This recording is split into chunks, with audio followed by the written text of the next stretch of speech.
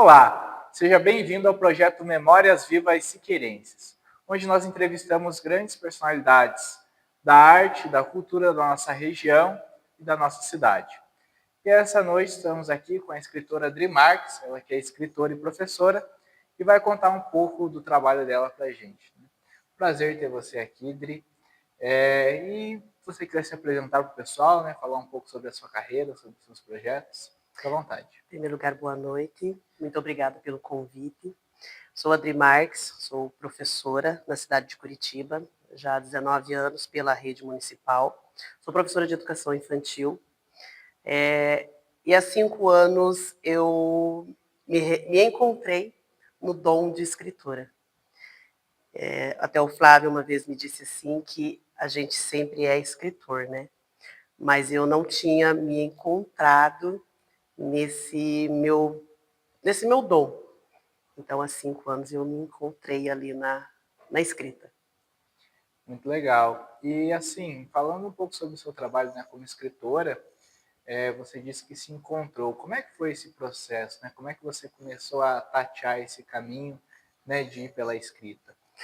A escrita, ela entrou na minha vida, assim, em um momento que eu estava, digamos assim, meio que desistindo de viver. Essa foi bem a realidade. Foi ali no ano de 2021, quando nós tivemos aquela pandemia, e ali eu estava no fundo do poço mesmo, né? E foi através da escrita, foi através de uma pessoa amiga que eu consegui me reerguer e me reencontrar, porque eu tinha me perdido. Eu tinha me perdido em mim mesma. E eu acabei me reencontrando através da escrita ali. Muito legal. A gente estava comentando aqui antes de começar a entrevista como a arte salva, né? Acho Salva, que salva. esse é um grande E exemplo. muito. E quais foram os seus primeiros trabalhos, assim, os seus primeiros textos, enfim? Na realidade, o primeiro trabalho que eu fiz, eu comecei, foi na primeira edição do Gralha, né? Então, eu estou desde lá da primeira edição até agora a 11ª, escrevendo meus contos, poesias. Então, foi lá no começo, quando eu estava, como se diz assim, eu sempre tive uma escrita nas redes sociais, mas antes era uma escrita um pouco mais agressiva. Como eu sou lá de Curitiba, quando eu entrei na prefeitura municipal, então eu entrei para o sindicato dos professores. Então a gente batia muito de frente com gestão, com outras pessoas, então eu era mais agressiva na escrita. Então eu sempre escrevia. Mas lá no ano de 2021, eu recebi o convite do César Ricardo, aqui de Siqueira, que é o Cezão da Ambulância, para que eu o ajudasse a escrever um conto, que era justamente para a primeira edição do Gralha. Eu me lembro que na época, quando ele me fez esse pedido, eu tinha recém-descoberto o meu problema, digamos assim, mental, né? Então, eu estava naquela fase onde eu andava irritada, agressiva nas palavras. Então, eu me lembro que eu disse para ele assim, eu não tenho paciência para ficar nessas escritas melosas. E aí ele me disse assim, então eu te desafio a escrever uma escrita diferente. E aí foi quando ele me mandou o começo do que ele tinha escrito lá, era mais ou menos uma meia página. Eu li aquilo umas 2 vezes e falei, eu não vou conseguir. Não é o meu estilo de escrita. Meu estilo era o mais agressivo ali. Eu peguei, né, li aquilo, reli, parei e falei, não, vou dar um tempo, depois eu volto. Quando eu voltei e li, as ideias foram vindo. Foram fluindo, fluindo, fluindo. Em 3 horas, a gente tinha escrito um conto de 14 páginas. É lógico que naquele primeiro momento, a nossa resposta foi não, que aquele conto não daria para ir para o Gralha, porque era muita coisa. Então, a gente tinha que diminuir aquilo ali, vamos reescrevendo, reescrevendo. A gente acabou deixando ele em 9 páginas.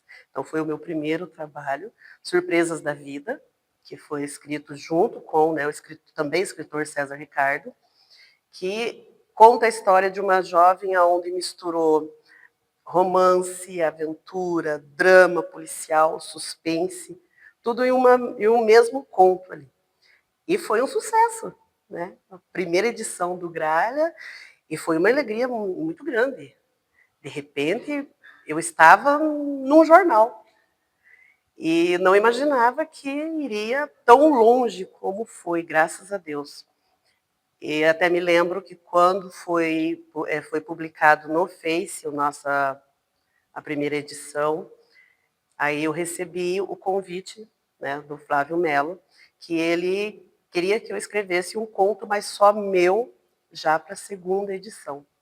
Então ali deu início a um desafio, a uma terapia e um amor muito grande que eu acabei pegando e tenho até hoje por essa escrita mais tranquila, né, mais romance. De vez em quando entra ali um suspense, um drama, uma aventura, mas é aquela coisa mais calma.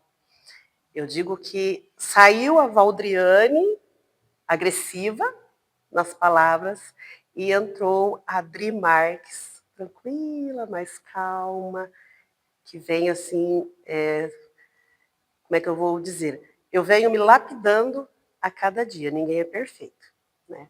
Mas a cada escrita que sai ali, a gente está se lapidando para dar continuidade ao trabalho.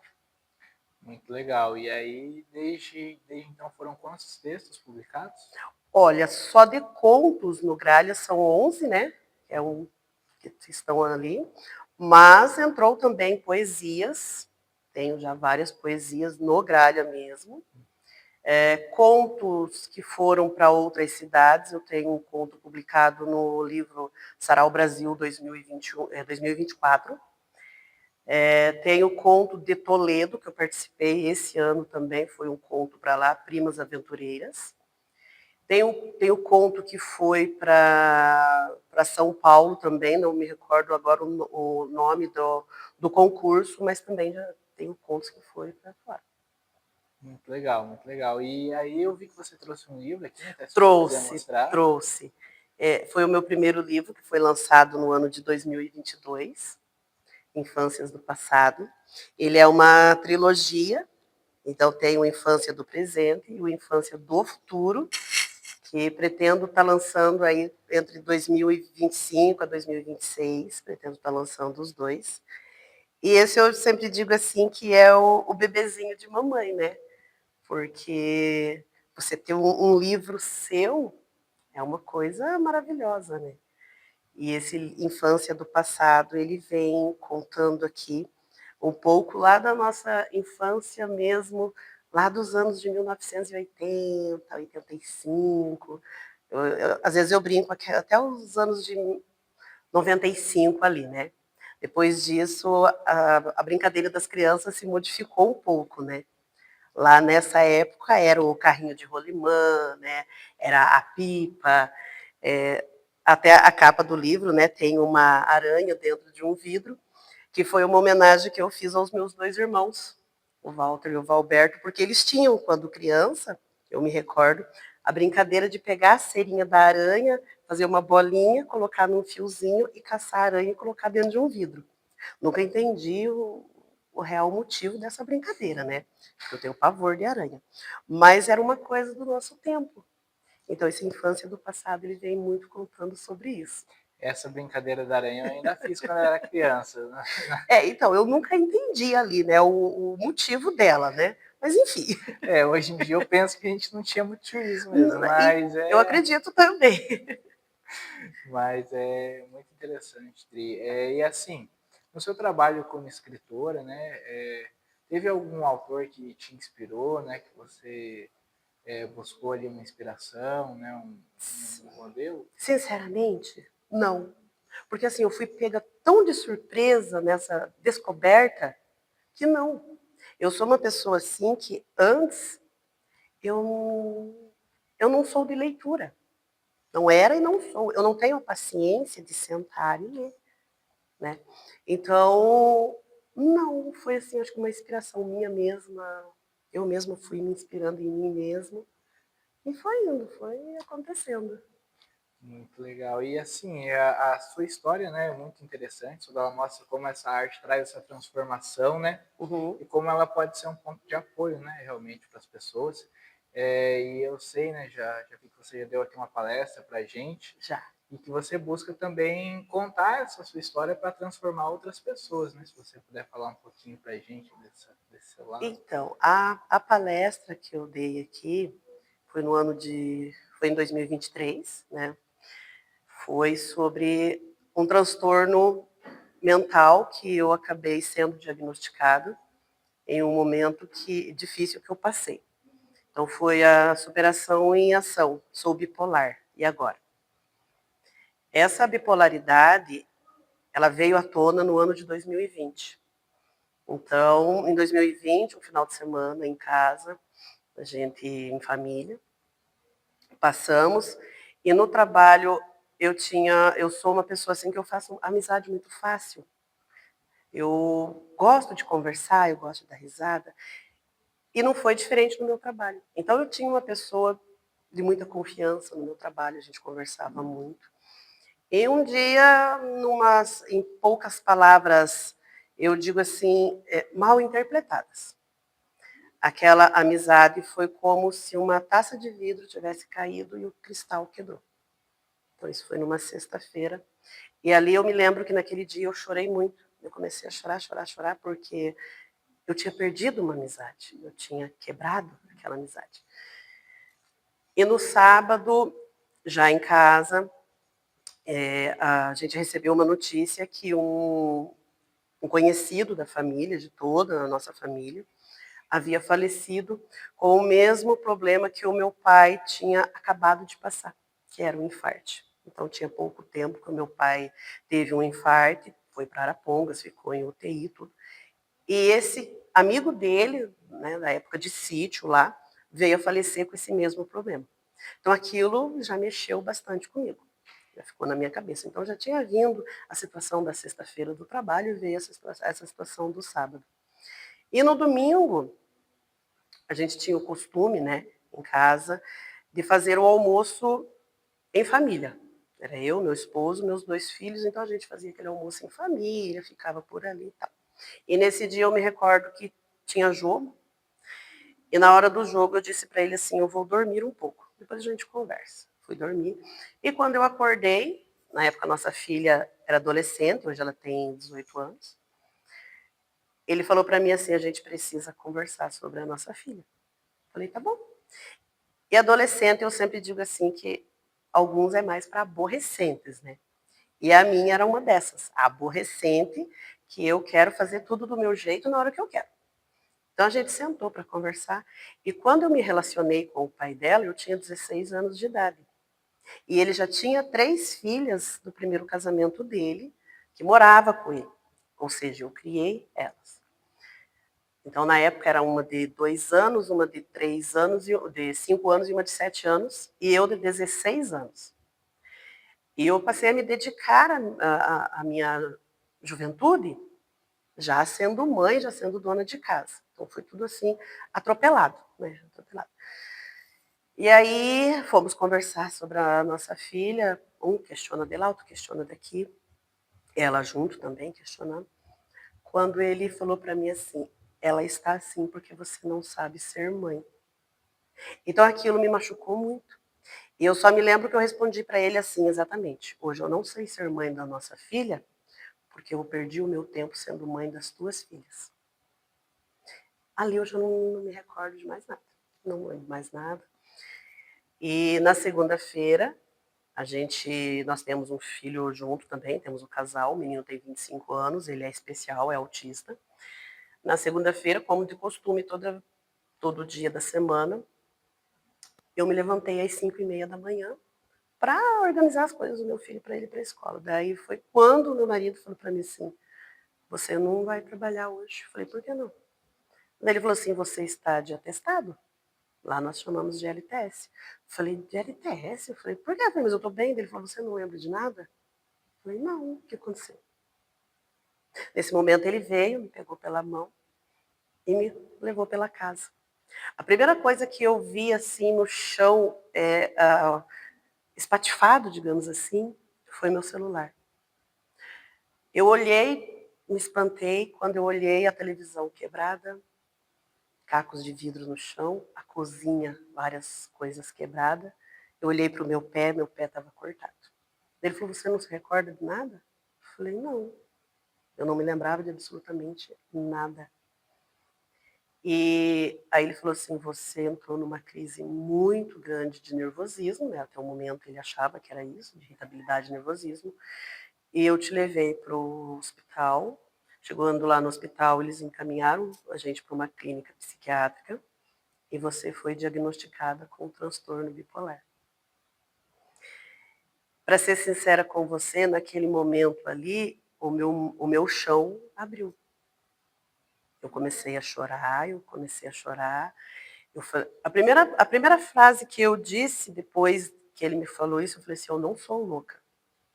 Porque é a primeira coisa que vem na sua cabeça quando alguém diz assim que tem um problema mental é que você é louco, né? Eu falei, eu não sou louca. Ele falou, não, você não é louca, mas você tem um problema. E aí a gente sentou, ele começou a conversar comigo, ele começou a me explicar. Lá na clínica a gente ficou em torno de 2 horas e meia. Foi me dado o sossega-leão para me se acalmar. Voltamos para casa, enfim. Mas eu tinha sido diagnosticada com transtorno bipolar. De início, eram 18 comprimidos de remédio, 9 de manhã e 9 à noite. E essa medicação era ele que tinha que me dar, porque eu não poderia ter contato com os remédios. Porque nesse trajeto de casa até o hospital, eu tentei pular do carro em movimento várias vezes, segundo ele me relatou. Então ali começou ali a minha vida acabou. Simplesmente eu tinha me acabado ali. E para me contar aquilo para minha família? A vergonha, o medo de ser rejeitada. Então tudo isso começou a vir na minha cabeça. E eu comecei a chorar, comecei a chorar. E eu me lembro que de começo eu fiquei 5 dias trancada dentro do quarto, sem tomar banho, não queria ver ninguém, no escuro, fechada. No 5º dia ele chegou do trabalho dele e me pegou pela mão e me enfiou debaixo do chuveiro de roupa e tudo. A verdade é que eu já estava com mau cheiro, porque eu não queria tomar banho, eu não queria ver ninguém. Eu queria ficar fechada dentro daquele quarto, debaixo das cobertas, sem, se possível, nem respirar. Então, ali em 2020, eu me vi assim, perdida. Eu me perdi totalmente. E aí foi vindo, né, a fase da depressão, a fase da rejeição, a fase que eu já não me cuidava mais. E eu fui indo, eu fui me afundando. Nesse período de junho até março, abril de 2021, que foi quando eu encontrei a escrita, eu tive a tentativa de suicídio por 5 vezes. Uma delas foi, eu tentei me jogar da própria clínica, que eu fazia o tratamento na época, do 18º andar. Até hoje eu procuro, procuro não, eu sei qual é a explicação, foi Deus naquele momento.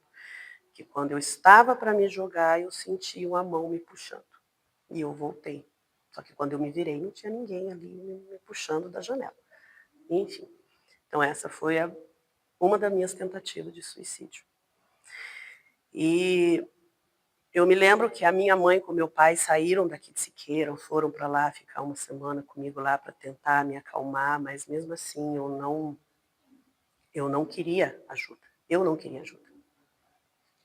E o tempo foi passando, aí eu vim para cá, passei o final de ano aqui com a minha família, como de costume, eu sempre faço isso.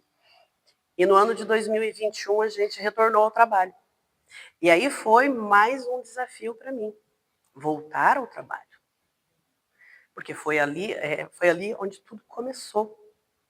Onde eu comecei, aquela crise do surto, ela se deu início ali. Porque o próprio psiquiatra disse isso para mim, ali foi o gatilho final. É igual ele falou, você nasceu com o transtorno bipolar, mas ele floresceu ali. Então, quando a gente voltou em 2021, foi um desafio muito grande, mas mesmo assim voltei. E aí logo veio o quê? A pandemia. que para nós, eu falo assim, para nós professores, foi ainda um desafio maior, porque muitos, eu sou uma delas, não tinha tanta experiência com a tecnologia. Então, quando veio a pandemia, que a gente teve que se afastar da sala de aula, mas continuar dando aula ao remoto, ali eu me vi, falei, agora é o meu fim. Realmente, ali era o meu fim. Então, eu entrava em desespero, porque eu não conseguia fazer planilha, eu entrava em desespero em reuniões de pais, em reuniões com a diretora, eu desligava o computador no meio da reunião. Teve um dia que a gente estava numa reunião e eu não conseguia fazer planilha, aí eu falei, eu vou moer esse computador na parede. E aí tinha uma colega minha que morava perto de casa, em menos de 5 minutos ela estava na minha casa tentando me acalmar. Ali o desafio para mim foi muito grande mesmo. E aí, como eu já era desse sindicato antes, né, então eu falei, o psiquiatra falou para mim assim, você precisa ocupar a tua cabeça 24 horas para você tirar o teu foco do suicídio, porque o meu foco era o suicídio. Por mais que eu tentasse me concentrar num celular, alguma coisa, mas eu sempre estava lembrando daquilo ali. Então ele mesmo falou, para você tirar o teu foco do suicídio, a gente vai ter que ocupar a tua mente 24 horas. Falei, bom, então vamos, né, tentar fazer alguma coisa nessa vida. E como na época eu era uma das dirigentes da FESMUC Paraná, eu falei, então eu vou começar a procurar sindicatos municipais para se associarem a nós, para a gente começar um trabalho, enfim. E qual foi o primeiro sindicato que eu procurei? Da minha cidade, lógico. Falei, Siqueira Campos é uma cidade de interior, uma cidade pequena, a gente sabe, né, de poucos recursos, enfim, toda aquela história. Eu falei, vou procurar. E foi quando eu liguei para cá. E na época, o dirigente do sindicato era exatamente o Cezão da ambulância. E ali a gente começou uma conversa de sindicato, né? Conversa vai, conversa vem. E foi quando ele me disse isso. Ele falou assim, nossa, eu vi algumas postagens suas na sua rede social, e eu percebi que você escreve bem. Aí foi quando ele me falou do Gralha. O Gralha estava lá no início ainda, que era aquele sonho que estava começando, né? Uma gestação que estava começando a crescer.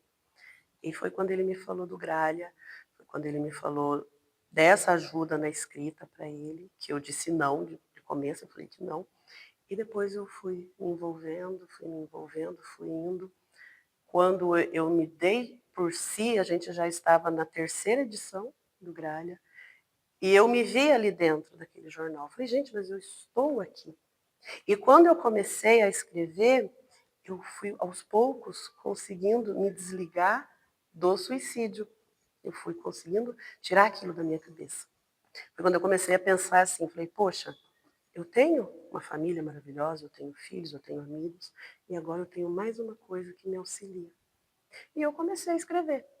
Fui escrevendo, e aos poucos também eu fui, o meu próprio psiquiatra, o Dr. Matheus Bacila, até tem o nome dele nesse livro, o Dr. Matheus Bacila foi observando que eu estava melhorando, assim, ele falava assim, a sua melhora ela está tão boa que cada sessão que você vem comigo, eu percebo uma Valdriane diferente, uma Valdriane mais tranquila, mais calma.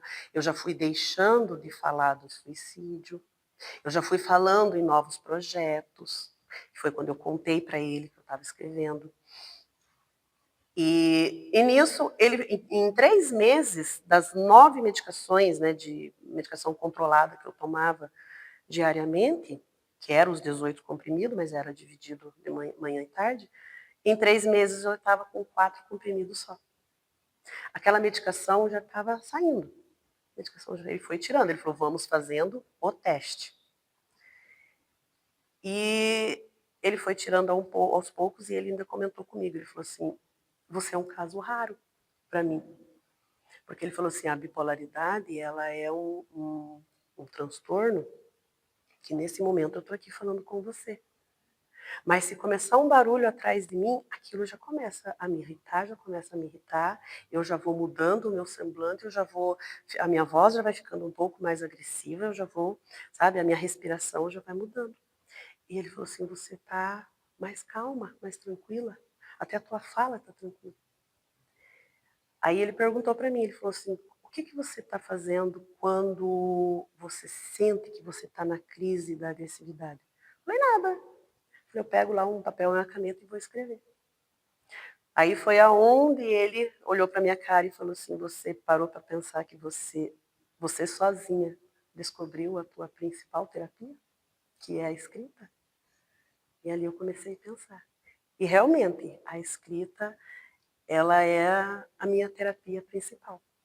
Hoje, são aí 5 anos já, né, convivendo com essa verdade do transtorno bipolar. Hoje, 5 anos depois, eu já não tomo medicação nenhuma mais. Minhas medicações foram todas tiradas. O meu remédio está aqui. Porque assim, hoje em dia eu estou separada, né? Meu relacionamento, meu casamento acabou, a gente está separado, mas é um grande amigo que eu tenho, é o pai dos meus filhos, fomos casados durante 27 anos, mas é amigo, é companheiro. E quando ele me via que eu estava assim, ao meu extremo da minha irritabilidade, que eu estava começando e de repente, porque assim, quando começa a irritabilidade, ela não tem aquele tempo que, ela está aqui, daí ela vai subindo. Não, ela faz aqui, ela está aqui, ela já fez isso aqui. Então, quando ele via que eu começava e já estava no extremo, ele falava assim, vai pro quarto, vai escrever. Vou escrever o quê? Não sei. Vai lá, pega teu caderno e vai escrever. E realmente, eu sentava ali na cama, ali, pegava, ficava lá pensando no meu dia. Às vezes uma florzinha que o meu aluno tinha me dado, já virava ali uma poesia, já virava uma frase, ia vindo, ia vindo, ia vindo, e ali continuava as escritas. Então, hoje eu sempre digo assim, que eu fui salva pela, pela escrita.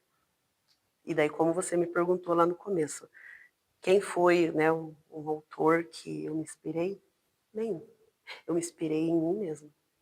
Eu me inspirei no momento que eu estava desistindo de viver, que eu encontrei uma pessoa que, eu digo assim, que me ajudou, mas que fez assim para mim. Acorda para a vida. Você pode viver. Você tem um dom. E é esse dom que vai te salvar. Então foi exatamente isso que aconteceu. Eu me lembro que no dia da palestra aqui, eu estava um pouco tímida, né? Primeira vez você num palco, assim. Imagina, de uma casa cultura da tua cidade, tua família ali, né? Você fica um pouco meio assim. E eu me lembro que eu dei a palestra e quando eu saí daqui do palco, que eu subi, uma senhora me parou na escada e me abraçou. E ela me falou assim, meu Deus, se você tivesse vindo dar essa palestra 2 meses antes, talvez o meu neto estaria vivo hoje. Porque ele se suicidou porque ele não conseguiu vencer a depressão dele.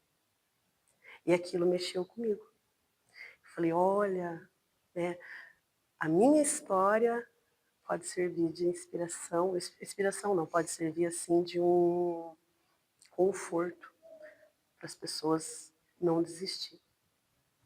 Porque eu digo assim, lá no começo eu quis desistir sim, eu quis morrer, eu não queria mais viver, mas eu acabei em mim mesma, eu acabei encontrando essa superação. É como eu sempre digo assim, o meu filho tem o transtorno do autismo. Tem cura? Não. Meu filho tem que conviver com aquilo, tanto que nós pais também, né, eu e o pai dele, né, meu ex-marido, a gente também tem que conviver com ele naquele transtorno. Mas tem, como é que eu vou dizer assim, tem formas de você superar. A mesma coisa foi é o transtorno do autismo, é o transtorno bipolar. Não vou dizer assim que uma depressão não seja perigosa. É, todos, né, aquilo que envolve doença, transtorno, essas coisas, são coisas perigosas. Mas eu acredito assim, é a gente poder se superar aos poucos. É fácil? Não, não é. Não é nada fácil.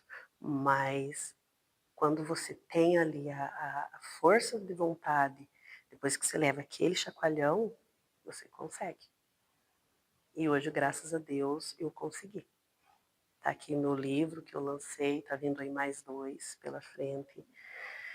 Então, eu aprendi a conviver comigo mesma. Eu aprendi a superar os meus dias através da minha bipolaridade. Então, todo dia eu vou me superando. E eu aprendi assim, eu vivo o hoje. Eu não penso no amanhã.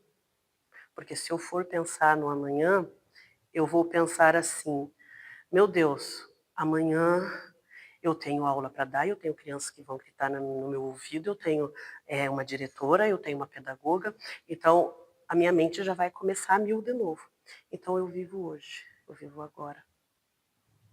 Agora no recesso de julho, eu vim para cá, para Siqueira Campos. Meu pai está passando um problema de saúde, precisa fazer uma cirurgia da coluna. Então eu falei, não, eu vou me dedicar esses dias aos meus pais, à minha família. Então estou aqui acompanhando meus pais para a saúde, levando meu pai, levando minha mãe, conversando aqui com um, visitando um parente ali, um aqui. Mas o hoje, o amanhã eu ainda não pensei. Se você me perguntar assim, quais são os seus projetos para amanhã? Não sei. O que for vindo eu vou fazendo. Porque quando eu estava lá atrás, uma das coisas que me prejudicou muito foi isso. Foi pensar no amanhã. Porque quando foi para mim voltar a trabalhar do meu surto, depois de 15 dias, eu precisei de 4 pessoas para me amparar, para que eu pudesse entrar no meu local de trabalho.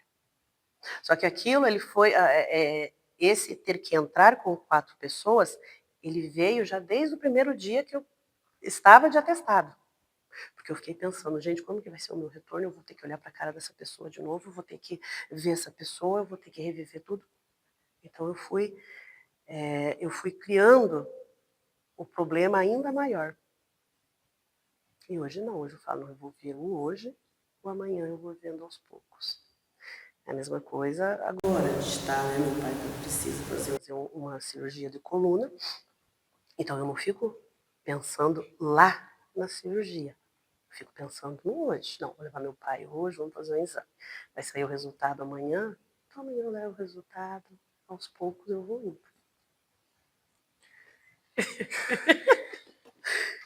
Eu acho que é essencial, eu diria você. Aliás, parabéns pela história, linda. Até me emocionei aqui. Mas eu acho que é essencial você trazer esse relato aqui, porque eu acho que pode servir de luz, de conforto, como você disse, para muita gente que está nos ouvindo.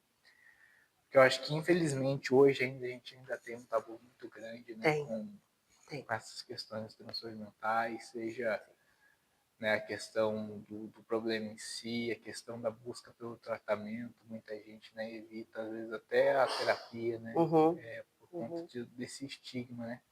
Eu acho que histórias como a sua só reforçam o quanto é necessário que se fale sobre isso, que se discuta isso, que se mostre que existe uma solução para isso. E que espero que quem esteja nos assistindo possa se sentir tocado. Bom, caminhando para o encerramento, né? Se você quiser deixar suas mídias sociais ou algum trabalho seu para que as pessoas possam acessar depois. Eu estou mais lá no Face, né? O Drimarks, escritora, né? Estou lá. Mas assim, o que eu posso dizer para as pessoas, não desista. Não desista em primeiro lugar de você. Porque a partir do momento que eu desisto de mim, eu estou desistindo de tudo. É como eu disse e repito, é fácil? Não, não é. Principalmente pela parte da discriminação das pessoas, que você, infelizmente, existe muito isso. Existe a discriminação racial, existe a discriminação por uma deficiência física, por um problema de saúde, pelos transtornos mentais. Então, é o não desistir. É o não desistir de você. Porque hoje eu falo assim, a vida é tão bela, é tudo tão bonito você poder viver. Eu vim para cá, quem imaginaria que hoje eu estaria aqui, né? Foi, foi assim um momento quando eu recebi o convite do Flávio, que eu falei, olha que maravilha, vou eu voltar lá na Casa Cultura de novo.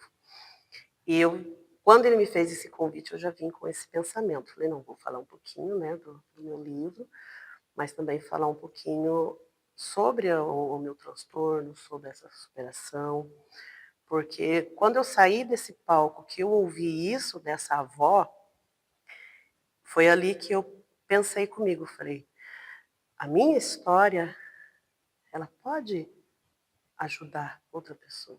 A sua história também pode ajudar outra pessoa. Então é o não desistir, realmente é o não desistir de você. É o se cuidar, é o me amar. Em primeiro lugar, me amar. Depois eu vou amar o próximo, a namorada, ou o marido, ou a namorada, enfim. Mas o primeiro passo é me amar. Porque quando você deixa de se amar, é muito triste. Você se perde muito. Porque isso aconteceu comigo lá, quando eu descobri. Eu deixei de me amar de uma forma tão grande, que estando viva, eu estava morta e eu estava fedendo. Porque essa é a palavra que eu uso. Eu estava com mau cheiro. Porque eu estava 5 dias fechada dentro de um quarto, sem tomar banho, sem escovar dente, sem nada. Eu não queria absolutamente nada. Então, eu deixei de me amar. E quando eu dei esse salto para de novo, que eu levei esse chacoalhão, eu voltei a me amar. Eu voltei a me cuidar, eu voltei a ver o quanto eu sou importante para mim mesma. E a escrita foi e é a minha terapia principal. Foi o meio onde eu encontrei para colocar no papel o que eu estava sentindo naqueles momentos. Tanto que na segunda edição do Gralha, eu conto a história do cachorrinho Pipoca, que por coincidência é o meu próprio cachorrinho. Que quando eu estava nessa fase da depressão, eu ganhei o Pipoca, do pai dos meus filhos, bebezinho, porque ele me trouxe, ele achou o cachorrinho na rua, ele me trouxe para tentar me acalmar daquele momento que eu estava passando, para ver se eu conseguia me desligar um pouquinho de algumas coisas e conseguia ficar ali com o cachorrinho. Então, na segunda edição do Gralha, eu contei a história do Pipoca, mas era o seu Geraldo, que havia perdido a esposa recentemente para um câncer, tanto que brigaram comigo, porque disse que no meu conto eu matei a esposa do seu Geraldo, né? Aí o pessoal falou, meu Deus, você matou a esposa dele. Mas não, eu estava contando a história do seu Geraldo, mas se baseando em mim. Porque foi realmente isso, o Pipoca veio para me salvar. E hoje ele continua lá com os meus filhos, eu vejo o meu cachorrinho e tudo. E quando eu olho para ele, a impressão, eu tenho o mesmo olhar dele do primeiro dia que ele me olhou, quando ele chegou assim, que foi aquele olhar, eu estou aqui, eu vou ser o seu amigo e eu vou te ajudar. E realmente, ele me ajudou muito. Então veio a história do Pipoca, depois o Pipoca teve família, depois veio a história da a escritora apaixonada, teve a Dama do Crime, o último agora é o Mata-Burro. Então, são histórias que estão no jornal O Gralha, mas que todos eles, todos, têm um pouquinho da minha história neles, que eu contei baseado em mim mesma. Todos eles ali. Tri, que incrível ter você aqui essa noite. Obrigada. Muito Eu que obrigado. agradeço. E vamos partindo, né, para o nosso encerramento. O projeto Memórias Vivas Siqueirenses é um projeto da Secretaria Municipal de Cultura, né? Graças ao governo municipal também que viabiliza o nosso trabalho. Então, gostaria de deixar aqui os agradecimentos ao governo municipal de Siqueira Campos, ao prefeito Luiz Henrique Germano, ao vice-prefeito Paulo Leite, ao nosso secretário de Cultura, Flávio Melo, Sim. editor-chefe da Agrária, né? Agradecer o trabalho do nosso chefe de cultura, Wilber William, está atrás das câmeras, e também o nosso colaborador aí, Vinícius Garret, está sempre nos apoiando aí no projeto. Muito obrigado, Dri, mais uma vez, muito obrigado pela Eu que presença. agradeço pelo convite. E até a próxima.